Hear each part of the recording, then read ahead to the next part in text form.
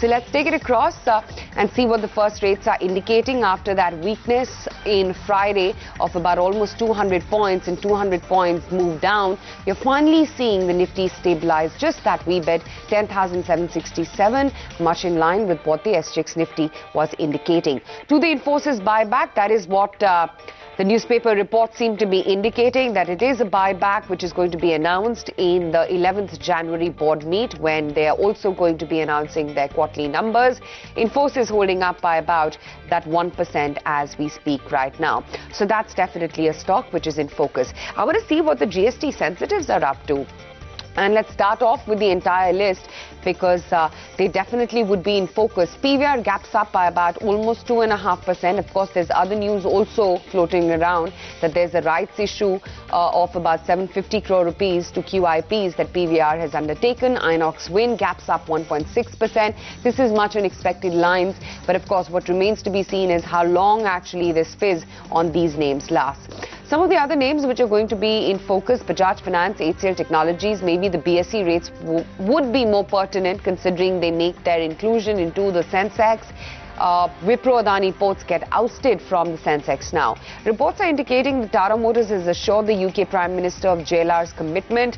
So look out for this one as well. This has had quite a huge news flow and has seen a fair amount of recovery in the last fortnight or so. There's also a buyback news for ONGC. They're going to be buying back shares at price level of 159 rupees per share. That's a premium from the current market price. Also Petronet LNG, which is revised, is packed with RAS gas for LNG supply. And then Hero MotoCorp, after that downgrade coming in from Goldman Sachs, which has now downgraded the stock to a sell from the earlier neutral. So these are a couple of stocks in focus.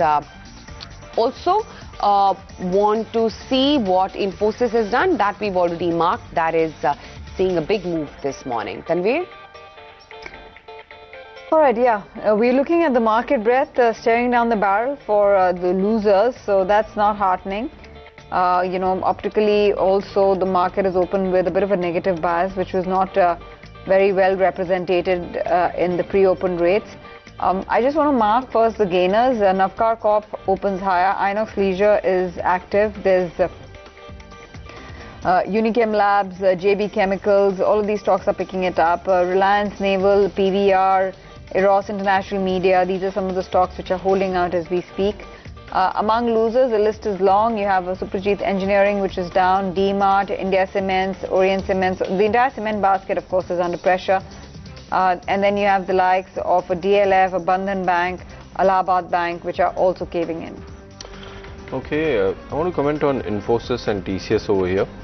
Now, buyback announcement and stock goes up by 1%. That's not kind of reaction, stock gives generally on a buyback announcement. Now, we have seen in last 4-5 trading sessions that Infosys has corrected substantially, and there are a lot of short positions which are there. So, if buyback news is so positive, then there should have been a strong short covering rally in beginning of the session, which is not visible. I understand it's up by 1%, but that's not the reaction which is expected. TCS is also up by 1% or so. 11 AM there would be a press conference of Lupin, and that stock has started pretty well for itself, up by 1%. So these are few large cap gainers, but there are more losers as market is slightly negative, I would say. Cement stocks, real estate stocks, slight disappointment that nothing came out in GST Council meet, and that's the reason we are seeing some correction. We are also seeing some two-wheeler names correcting. Hero MotoCorp we discussed. Aisha mentioned about a report which has been negative, 3% down for the stock.